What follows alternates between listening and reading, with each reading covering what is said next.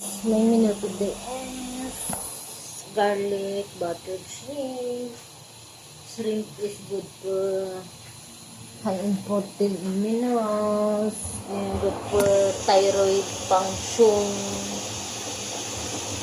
It's good for skin health and reducing heart attack and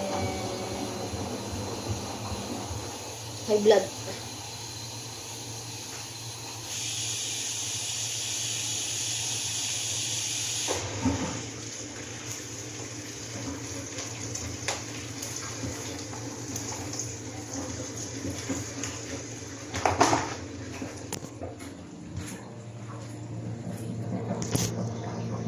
Good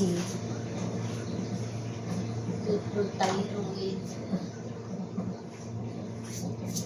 This is high in iodine. That's why it's good for thyroid.